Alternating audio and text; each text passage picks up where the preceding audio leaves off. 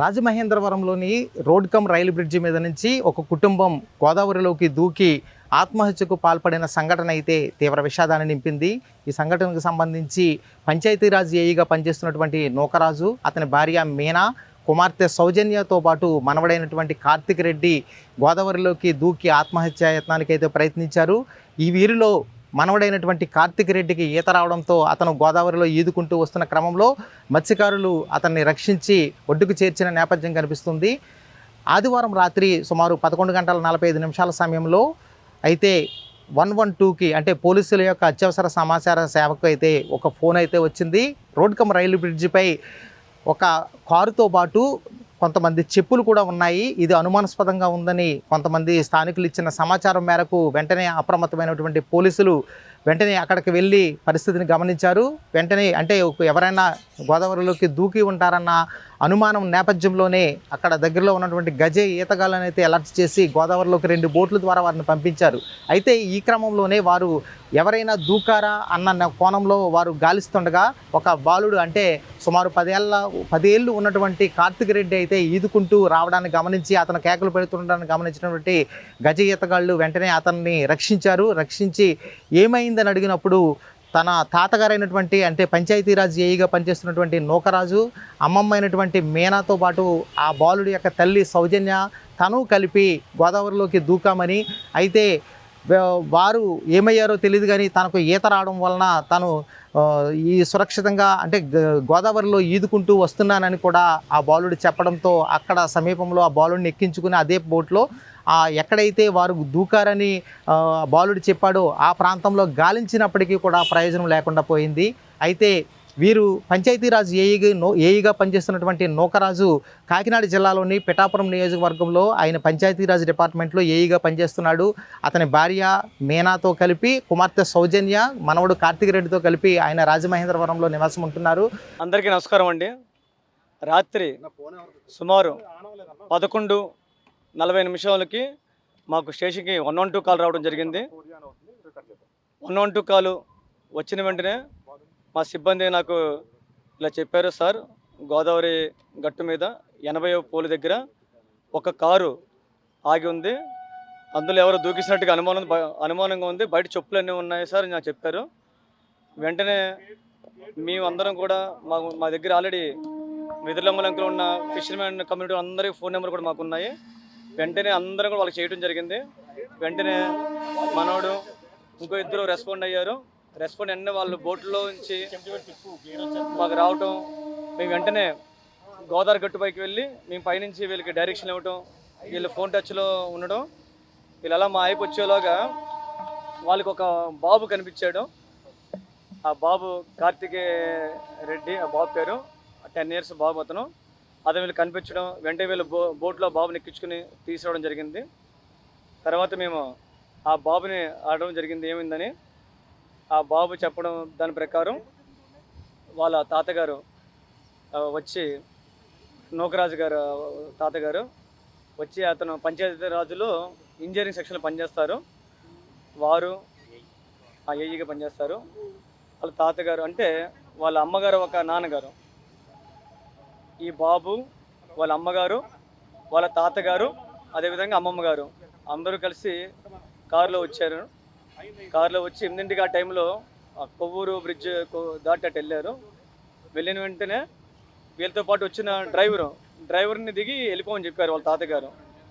ఆ డ్రైవర్ వెళ్ళిపోయిన వెంటనే వీళ్ళ తాతగారు 1 గంట సేపు అక్కడ ఉండి టిఫిన్ అది తిన్న తర్వాత వీళ్ళు బ్రిడ్జ్ దగ్గరికి వచ్చారు. వీళ్ళు వచ్చి 80 పోలు దగ్గరికి వచ్చిన తర్వాత ఒక్కసారిగా వాళ్ళ అమ్మగారు, నాన్న మనం ఇంకా చనిపోదాం, దూకేద్దాము అని చెప్పి వాళ్ళ అమ్మగారు ఈ బాబు చేయి పట్టుకుని ఫస్ట్ వాళ్ళ తాతగారుని వాళ్ళ అమ్మమ్మ గారు దూకిస్తారు. తర్వాత వాళ్ళ బాబు చేయి పట్టుకుని వాళ్ళ అమ్మగారు దూకిస్తారు. ఆ దూకే క్రమంలో బాబు అది గ్రిల్స్ దానికి ఏలాడుతూ ఉన్నాడు. చాలాసేపు ఉండి ఇంకా ఓపిక లేక బాబు కూడా దూకేశాడు. కారణం ఎందుకు దూకారన్నది బాబు అంటే సరిగ్గా చెప్పలేకపోతున్నాడు. రాత్రంతా బాబు కొంచెం నేర్చుకోవడం వల్ల ఇంకా పూర్తి వివరాలు తెలియరాలేదు. ఇప్పుడు వీఆర్ఏ గారితో తీసుకున్నది ఎఫ్ఐఆర్ ఒకటి వేసాము. ఫర్దర్గా దర్యాప్తులో ఏమైంది, ఎందుకు దూకారనేది కూడా త్వరలో మీకు తెలియపరుస్తామండి. డ్రైవర్ రాజు ఏం చెప్పారంటే వీళ్ళ తాతగారు చెప్పారంటే ఇంటికి వెళ్ళిపో, మేము వస్తామని ఇంటికి వెళ్ళిపోని చెప్పి డబ్బులు ఇచ్చి కూడా ఇంటికి వెళ్ళిపోని చెప్పి పంపించారంటే. ఇప్పుడు ఈ నిందితుల కోసం గాలింపు చర్యలు చేపడుతున్నారు. అతను సూసైడ్ నెట్లో ఖచ్చితంగా అతని మీద మాకు చంపేస్తాడని బెదిరిస్తాడని చెప్తాడు ఆయన, అందులో రాశారు. అవును అవును, దాని గురించి గాలింపు చర్య చేస్తున్నాము. అసలు ఎందుకు ఇలా రాశారు, కారణం ఏంటి, అతనికి ఎందుకు మెన్షన్ చేశారు అన్నీ కూడా మాకు కూడా అనుమానం ఉన్నవి. దాని మీద కూడా మేము అతని గురించి ఎంక్వైరీ చేస్తున్నామండి, అతని గురించి గాలిస్తున్నామండి. తెలిసిన ఎలా పరిచయం అండి, ఏంటి అతను సాదిక్ డీటెయిల్స్ ఏమి తెలియదండి. ఇతను ఈ బాబు యొక్క షూటింగ్లో ఉన్న రైఫిల్ షూటింగ్ ఒక కోచ్ అని తెలిసిందండి. కారణాలన్నీ కూడా తెలియదు. సూసైడ్ నోట్ దొరకలేదు. అతను వాట్సాప్లో చనిపోయే ముందు వాట్సాప్లో వాళ్ళకు ఒక ఇంజనీరింగ్ గ్రూపులు పెట్టాడండి. అతను సూసైడ్ నోట్ రాసుకుని అందులో ఫోటోస్ పెట్టుకున్నాడు పీడిఎఫ్లో. అందులో క్లారిటీగా అసలు లేదు. అందులో ఒక పేరు కొన్ని మెన్షన్ చేశాడు, సాదిక్ మెన్షన్ చేశాడు, షేక్ షాదిక్ మెన్షన్ చేశాడు, వాళ్ళు బెదిరిస్తున్నారు అన్నది అంతే తప్ప క్లారిటీగా లెటర్ కూడా మాకు అసలు క్లారిటీగా కనపట్లేదు. అది కూడా డెవలప్ చేసి అది ఎందుకు ఇలా అయిందో కూడా ఆకులు దర్యాప్తు చేస్తామండి. బాడీ ట్రేస్ అవుట్ కాలేదు. నైట్ కూడా ఎతికాము, మార్నింగ్ డే లైట్ వచ్చినప్పటి నుంచి కూడా ఒక 5 బోట్లు ఎతికాము. అదే ఫైర్ వాళ్ళు కూడా వచ్చారు. SDRF కూడా ఇన్ఫార్మ్ చేశాను, వాళ్ళు కూడా వస్తారండి. బాలుడు చాలా బాగానే ఉన్నాడు, క్షేమంగా ఉన్నాడు బాలుడు అండి. అందరినీ వస్తే థ్యాంక్ యూ. సౌండ్ కేకలను పడుతుంటే 2 బోట్లు బయలుదేరి వెళ్తే ఒక బోట్ ముందు వెళ్ళింది, ఒక బోట్ వెనకాల వెళ్ళింది. మేము లైట్ వేసుకుని చూసి వెళ్తుంటే బాబు ఈత కొట్టుకుంటా మాకు ఎదురయ్యాడు. ఈ లోపల ఒక బోట్ మీద లాక్కున్నాం. ఒక 1/2 కిలోమీటర్ ఉంటుందండి. బాబు 2 అవర్స్ నుంచి స్విమ్మింగ్ వచ్చంటండి, ఇంటర్నేషనల్ స్విమ్మర్ అంట. 2 అవర్స్ నుంచి స్విమ్మింగ్ చేస్తాను ఉన్నాడు. బాబు అయితే బాగానే ఉన్నాడు బోట్ మీద తీసుకున్నప్పుడు. మేమే వచ్చాం, నేను మా మాయ గారు తీసుకొచ్చి ఇక్కడ పోలీసులు చాలా ఫోన్ చేశాడు మాకు. ఇతను మమ్మల్ని ఫోన్ చేసి మమ్మల్ని లెక్కొట్టాడు. ఇలా ఫోన్ వచ్చిందండి ముందు. పోలీసులు ఫోన్ చేసి మధ్యలో బాడీ వెళ్ళిపోయినట్టు మంచిగా అంటే ఇలా ముందు వెళ్ళిపోయిన కంగారు మేము వెనకాల మా వాళ్ళు నేను వెనస్తుంటే వెనకాల కుర్రోడు ఇది పోతున్న లైటింగ్కి కేకలేస్తానండి. మమ్మల్ని బతికించినట్టు రచ్చిందంటే మళ్ళీ తిరిగి వచ్చి కాపాడుతాను కుర్రోడిని లాక్కొని మళ్ళీ తీసుకెళ్ళి దగ్గరికి వెళ్ళి అక్కడికి వెళ్ళాం. వంతెన దగ్గరికి వెళ్ళి వంతెన ఇక్కడ అంతా లైట్ వేసి చూస్తాం. అక్కడ ఏం కాపాడిపోతే పైనుంచి పోలీసు డిపార్ట్మెంట్ ఈ దగ్గర తీసుకొచ్చామంటే అప్పుడు ఇక్కడ తీసుకొచ్చి అప్పచెప్పండి సార్. ఇంకా 12:30 అంత అవుతుంది దగ్గర తీసుకురాము. తెల్లదండి, ముగ్గురు అండి, ఇంకా ముగ్గురండి. కుర్రాడు అన్ని చెప్పుకొచ్చాయండి. ముగ్గురు మా తాత మా ఈత కొడుతున్నాడు. చాలా ఎక్కువ వచ్చిండు. 1/2 కిలోమీటర్ పైన ఉంటుంది. లక్కీ అతను అంత దూరం ఇది రావడం అంటే నీకు గోదావరికాలం ఎర్నీరు కదండి, గమ్మును ముంచేత ఉంటుంది బొడ్డలు తీసి. అలాగైనా కానీ కుర్రోడికి ఈత వచ్చిందని బతికాడు. కుమార్తె సౌజన్యకు భర్త గతంలో యాక్సిడెంట్ వలన చనిపోవడంతో ఆమె తల్లిదండ్రులైనటువంటి నూకరాజు భార్య మీనా దగ్గరే ఉంటుంది. అంటే కుమార్తె సౌజన్య కుమారుడైనటువంటి కార్తిక్ రెడ్డికి గతంలో కూడా ఈ స్విమ్మింగ్ నేర్పించడం వలన అతను జాతీయ స్థాయి పోటీల్లో కూడా పాల్గొన్నాడు. ఈ నేపథ్యమే అతన్ని బ్రతికించిందని కూడా పోలీసులు చెప్పారు. అయితే స్థానికుల ద్వారా 112కి ఎప్పుడైతే సమాచారం వచ్చిందో వెంటనే మేము రోడ్గమ్ రైలు బ్రిడ్జి పైకి వెళ్ళి కారు ఎవరిది, అదేవిధంగా ఎవరు దూకుంటారన్న కోణంలో కూడా దర్యాప్తు ప్రారంభించాము. ఈ క్రమంలోనే మత్స్యకారులను అయితే అంటే గజి ఈతగాళ్ళను వెంటనే అలర్ట్ చేసి 2 బోట్ల ద్వారా పంపించడం జరిగింది. ఈ నేపథ్యంలోనే బాలుడు తనకు లభ్యమయ్యాడు, దొరికాడు అని కూడా పోలీసులు చెప్పారు. అయితే పంచాయతీరాజ్ ఏఈగా పనిచేస్తున్నటువంటి నూకరాజు భార్య మీనా, కుమార్తె సౌజన్య, మనవడు కార్తిక్ రెడ్డి కూడా వారు బాగానే ఉన్నతంగా బతికిన కుటుంబమే. అయితే ఏ నేపథ్యం ఏ కారణం ఉందో తెలియదు కానీ వీరు ఆత్మహత్యకైతే పాల్పడ్డారు. వీరు ముగ్గురు మృతదేహాలు అయితే ఇంకా లభ్యం కాలేదు. వారి కోసం గాలిస్తున్నామని కూడా రాజమహేంద్రవరం పోలీసులు వెల్లడించారు. అయితే ఈ సంఘటనకు సంబంధించి ఎవరైతే అంటే ఈ పంచాయతీరాజ్ ఏఈగా పనిచేస్తున్నటువంటి నూకరాజు అయితే పిఠాపురంలో పనిచేస్తున్నారు. వారికి సంబంధించిన వాట్సాప్ గ్రూప్లో అయితే ఆయన ఒక సూసైడ్ నోట్ కూడా పెట్టారు.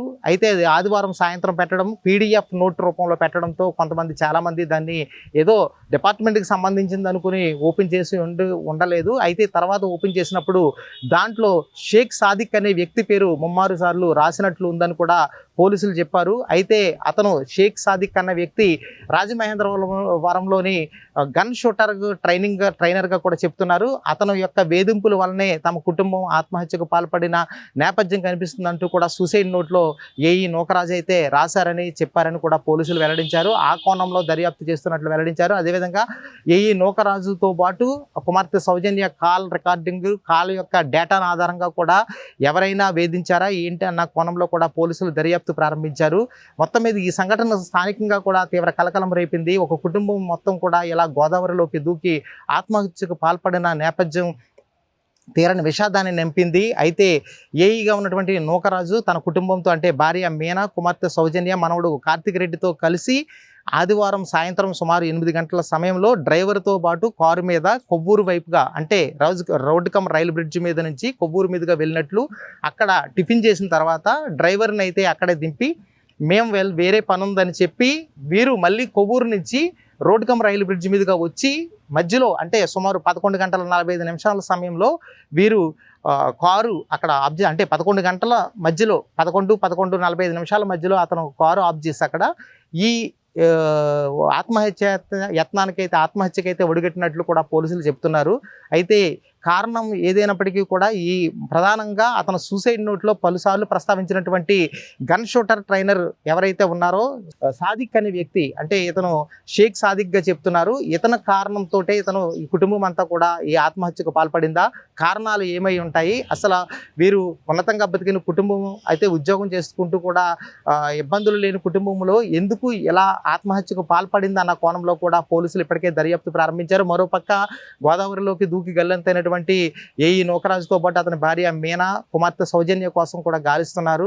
ఏదేమైనప్పటికీ కూడా ఒక కుటుంబం ఇలా గోదావరిలోకి దూకి ఆత్మహత్యకు పాల్పడడం తీరని విషాదాన్ని నింపింది. ఈ ఘటనపై వెంటనే కూడా పంచాయతీరాజ్ డిపార్ట్మెంట్కి సంబంధించిన అధికారిగా ఉన్నటువంటి నూకరాజు కుటుంబం మృతిపై కూడా AP deputy CM Pawan Kalyan కూడా ఇప్పటికే స్పందించారు. తీవ్ర దిగ్భ్రాంతిని అయితే వ్యక్తం చేశారు. పైగా ఆయన తన నియోజకవర్గంలో పనిచేస్తున్నటువంటి ఏఈ గనుక వెంటనే కూడా ఆయన స్పందించి ఈ ఘటనపై సమగ్ర దర్యాప్తు చేపట్టాలని, అదేవిధంగా కుటుంబానికి సంబంధించినటువంటి బాలుడిని అయితే సంరక్షణలోకి తీసుకోవాలని కూడా ఆయన ఆదేశాలు జారీ చేశారు. మరోపక్క మృతదేహాల కోసం గాలిస్తున్నట్లు పోలీసులు కూడా ఆయనకు చెప్పినట్లు తెలుస్తుంది. ఈ క్రమంలోనే ఆయన పక్క ఏపీ డిప్యూటీ సీఎం ఆదేశాల నేపథ్యంలో కూడా ఈ దర్యాప్తును అయితే మరింత వేగవంతం చేశారు. మృతదేహాలు వెలికితీత కోసం కూడా పోలీసులు విస్తృతంగా గాలిస్తున్న నేపథ్యం కనిపిస్తుంది. మొత్తం మీద రాజమహేంద్రవరంలో ఆదివారం రాత్రి జరిగినటువంటి ఈ సంఘటనకు సంబంధించి తీరని విషాదాన్ని అయితే నింపిన నేపథ్యం కనిపిస్తుంది. క్యూటీవీ మీడియా నుంచి సుధీర్.